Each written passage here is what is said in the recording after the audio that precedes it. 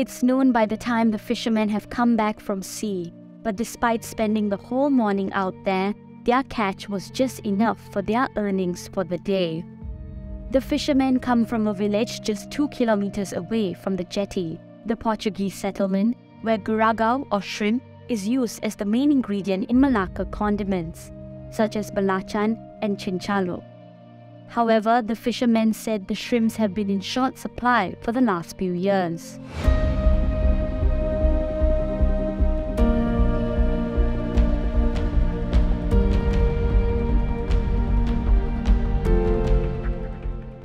They believe the reclamation work in front of the settlement had affected a popular spot for netting the shrimps.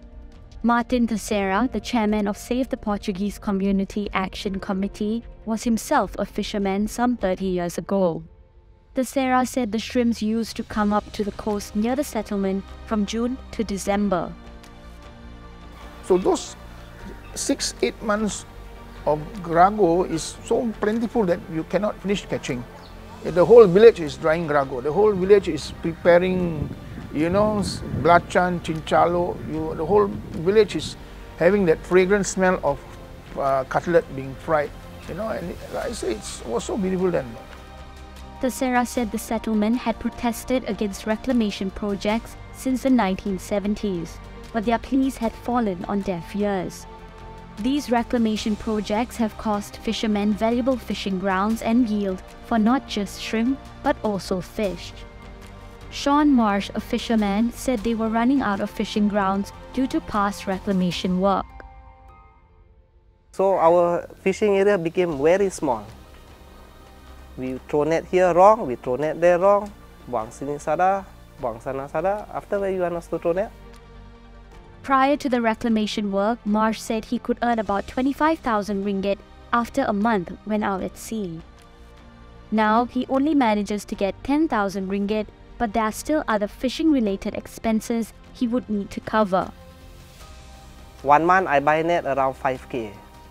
Petrol money is about 3k. So what balance left? Nothing. Then pay the worker. I have 5 kids somehow. For people like Teixeira and Marsh, losing the sea and their ability to fish would not only be detrimental to their pockets, but also their cultural identity.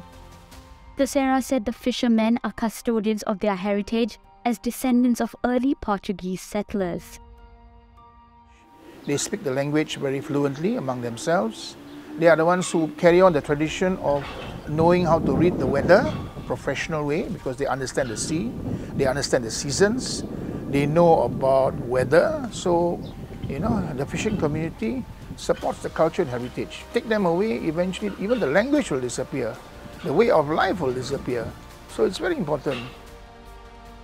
Teixeira also fears that the popular Festa San Pedro, which is held annually in honor of the patron saint of fishermen, Saint Peter, would be a thing of the past if the fishermen are unable to continue with their work. For my wish is to the government, the developers, those involved to seriously consider this reclamation, this indiscriminate, reckless, lazy way of doing so-called development. Malacca cannot sustain such development. No way. I'm not a rocket scientist, but it's common sense. Malacca cannot sustain such massive development.